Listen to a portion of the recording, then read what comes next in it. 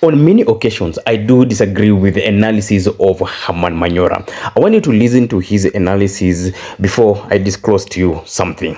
You say his options are narrowing. His votes are reducing by the day. Let's reduce that to the numbers and the constituencies. Ruto has lost Mount Kenya. It's the biggest loss he has. What percentage of his vote? Contribution? It was 47% of his 53. It was 47% of his 53% of his whichever votes. it was. I know 47, you know 43 is not quite a big difference. We are there. A big chunk, almost half. Let's use the word half. He has lost Mount Kenya votes. He will need to replace that. The next threat to William Ruto is the Gen Z vote. So let's address each of those.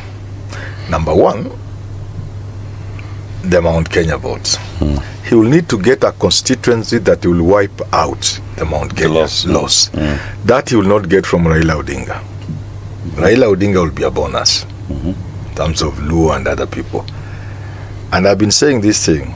There's a potentially dangerous constituency that will help Ruto deal with the Mount Kenya loss. And that is a Muslim vote. It's a dangerous constituency. All he may need to do is to get a running mate from there. And you people are done. What you mean is the northeastern vote? Pardon?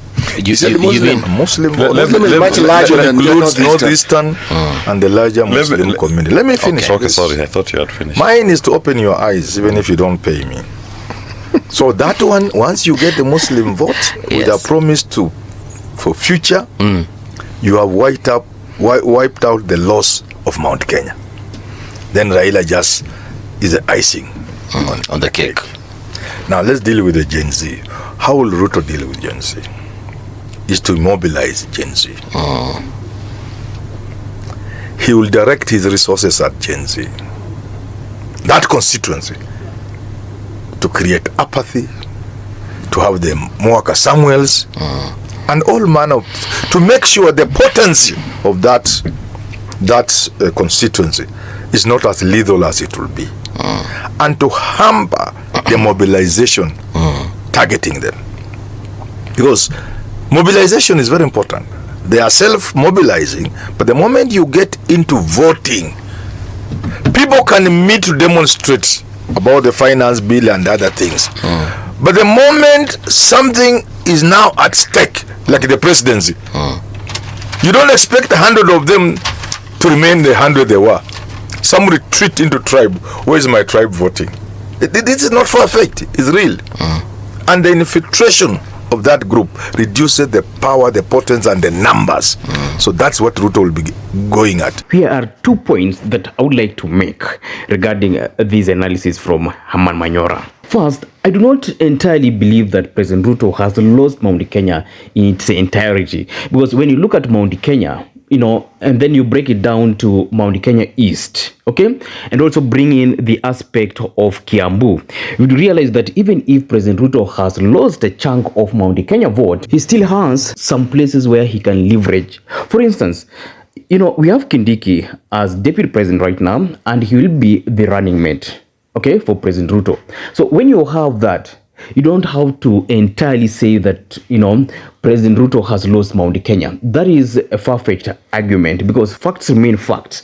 Mount Kenya East itself has about 1.5 million votes.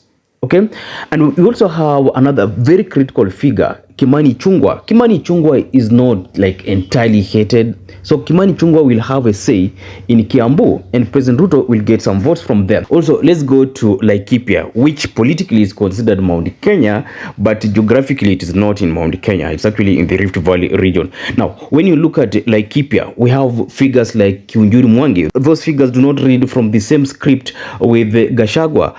And also looking at the KRA, we have Nderutu. I think he's called Nderutu, okay, from Laikipia. So you'd realize that President Ruto has a say or can get something from Laikipia. Also, when you go to Nakuru, which is actually, in the Rift Valley, but politically it is considered, part of Mount Kenya. When you look at Nakuru, we have the likes of Susan Kihika. Susan Kihika is likely to be re-elected in 2027. And when she'll be re-elected, especially on a UDA ticket, it means President Ruto will still have some votes from Nakuru. So when you look at all that, you'd realize that President Ruto hasn't lost Mount Kenya region entirely because he has some places to leverage. Additionally, President Ruto already has the Muslim vote. He doesn't need a running mate from the Muslim community because he has people like Eden Dwale, people like Hassan Joho, and at the same time, Raila Odinga himself has been controlling the Muslim vote. So with that, given that Raila is on Ruto's side, Ruto doesn't need any further convincing of the Muslim vote. And at the same time, remember this, the issue of ID. Okay, national ID vetting. Ruto removed such barriers to ensure that the Muslim community can easily receive vote. National ID cards. So when you have that, you don't have to say that President Ruto, needs further convincing or further persuasion of the Muslim vote, to replace the Mount Kenya vote. In the same vein, it is wrong to look at Raila, as a Luo kingpin and all that. When Raila is a national leader, he has supporters across the country. So the people across the country that will follow Raila. So Ruto-Raila alliance is not just based on the Luo vote. And at the same time, Herman Manyora should remember that Luo Nyanza itself has over 2 million votes. So that is so critical for President Ruto because President Ruto did not have that vote in 2022, but this time around he's going to have it. So that kind of argument from, Herman Manyora, just saying that Raila is just an icing on the cake doesn't really make sense. Second, on the issue of Gen Z, I entirely agree with him that President Ruto has issues with young people, but these young people are manageable. That's why President Ruto has projects tailored, for young people. We have Nyota, we've got climate change projects coming up. We also have Kazi Mutani coming up. Such projects will earn President Ruto votes from young people. And also there was the issue of, getting the likes of Kasmuel and all that. That means you infiltrate, bring some into your inner circle, give them money or some freebies here and there. That will be convincing, and at the end of it, President Ruto at least will have to control and manage these young people, and at the end of it, he'll be able to get some votes, and perhaps that will push him to victory.